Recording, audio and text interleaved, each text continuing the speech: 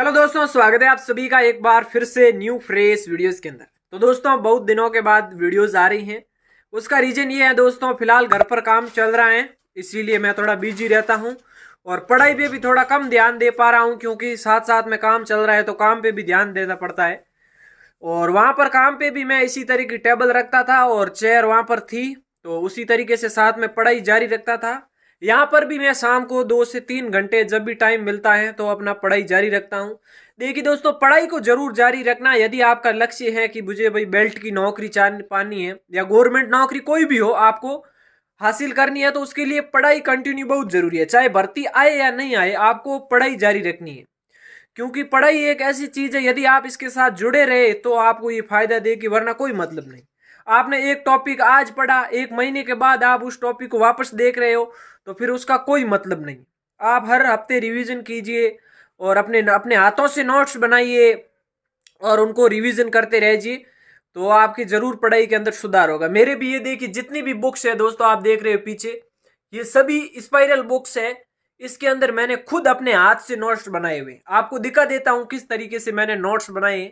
आप हो सके तो मेरा ये तरीका अपना सकते हो, आपको बहुत फायदा होगा। मैंने अपनाया है तो मेरे को बहुत ज्यादा ऐसे लग रहा है कि भी हाँ, अपनी पढ़ाई में थोड़ा बहुत इंप्रूव हो रहा है। इससे होता क्या है कि अपन खुद हाथ से नोट्स बनाते हैं ना, तो अपन को मालूम रहता है कि भी अपने उस दिन उस पर्सन का आंसर ये लिखा था। तो एक लिखने में और एक याद करने में बहुत अंतर होता है। एक आप खुद के नोट्स पढ़िए और एक बुक पढ़िए, उसके अंदर बहुत 100% आपको डिफरेंट दिखेगा।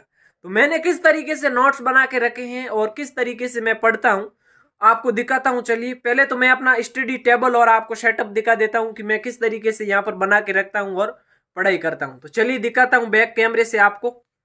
ये देखिए, छोटे से रूम के अंदर कोने के अंदर मैंने अपनी टेबल रख दी है और ये चेयर है, इसके ऊपर मैं बैठता हूँ। और अभी आपको मैं दिखा देता हूँ, जैसे ये मेरी बुक है, तो इसके अंदर मैंने किस तरीके से नोट्स बना के रखे हैं वो मैं आपको बता देता हूँ। ये देखिए, जैसे ये मैंने क्या किया कि जो क्वेश्चंस मेरे को नहीं आते थे ना, वो मैंने यहाँ पर लिख दिए। जैसे मोतीलाल तेजावत ने एक ही आंदोलन राष्ट्र में चित्तौड़गढ़ से शुरू किया था। मोहम्मद भील आंदोलन भी मोतीलाल तेजावत ने शुरू किया था। मेवाड़ पुकार 21 सूत्री मांग से संबंधित है। तो इसी से आपको रिलेटेड, जैसे मोतीलाल तेजावत से रिलेटेड कुछ और तथ्य थे, वो भी मैंने यहाँ पर लिख दिए। और कर्नल जेम्स टोड ने राजपूतों को शक अथवा शीतियन जाति का कहा था। ये क्वेश्चंस मेरे को नहीं आते थे, इसीलिए मैंने ये देखी टेक्स्ट बुक मैंने इसके ऊपर क्यों लिखा। मैं जब भी टेस्ट देता था, जिस टेस्ट के अंदर मेरे को क्वेश्चंस का आंसर नहीं आता था, वो मैं यहाँ पर क्वेश्चन भी लिख देता था और उसका आंसर लिख देता, जिससे कि अगली बार ये क्वेश्चंस मेरे आगे आए तो ये मेरे किसी भी हालत में गलत होना नहीं चाहिए। इसी तरीके से मैंने ये लिख दिया है। और रणथंभौर शासक अमीर ने दिग्विजय के बाद कोटिजन्य यज्ञ करवाया था। और ये देखिए, रियासत और उसके शासक और उन्होंने संधि कब की थी। और भारत में बैंकिंग नोट प्रिंटिंग प्रेस कितनी है, नासिक महाराष्ट्र, देवास मध्य प्रदेश, मैसूर कर्नाटक। तो इसी तरीके से लिख दिए। और थ्योरी वाइज मेरे नोट्स बनाए हुए हैं, वो मैं आपको बुक बता देता हूँ। ये देखिए, ये एक और बुक है, ये खुद मैंने अपने हाथों से पूरे नोट्स बनाए हुए। ये देखिए, ये मेरी बुक है, इसके अंदर मैंने इंडियन ज्योग्राफी लिख के रखी है। ये देखिए, सौर मंडल के अंदर सूर्य, बुध ग्रह, शुक्र, और यहाँ पर पूरे ग्रह, पृथ्वी, मंगल, बृहस्पति। और इसके बाद मैंने यहाँ पर कुछ क्वेश्चंस थे इंपोर्टेंट, वो भी नोट कर दिए। अब आगे देखिए मैंने और क्या किस तरीके से नोट। वायुमंडल के अंदर मैंने चित्र बनाकर सौर मंडल कहाँ पर होता है, कितनी ऊंचाई होती है, उस तरीके से पूरा लिख दी है। और अभी आगे देखिए, ये है विश्व की नदियां। एशिया की सबसे लंबी नदी कौन सी है? अवांगो नदी, माही नदी, मेकांग नदी। ये एशिया के अंदर बहने वाली नदियां हैं। इसके बाद यूरोप महाद्वीप की सबसे लंबी नदी वोल्गा नदी।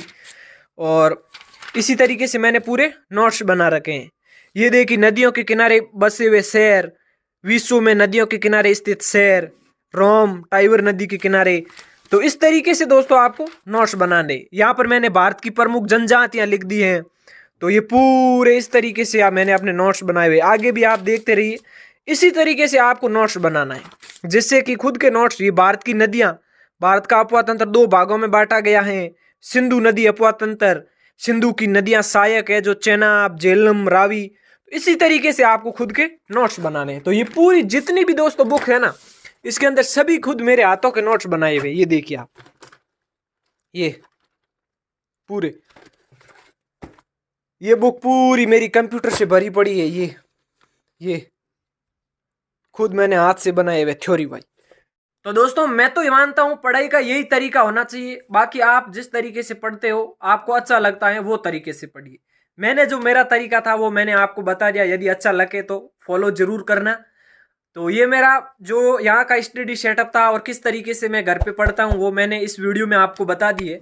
अभी आपके ऊपर डिपेंड करता है कि आप मेरा शेड्यूल फॉलो करते या नहीं करते, ये आप पर डिपेंड है। मुझे मेरा शेड्यूल पसंद आता है, आपको अपना आता होगा, तो उस तरीके से आप पढ़ाई कीजिए। अब मिलते हैं अगली न्यू वीडियो में, तब तक के लिए थैंक्स फॉर वॉचिंग।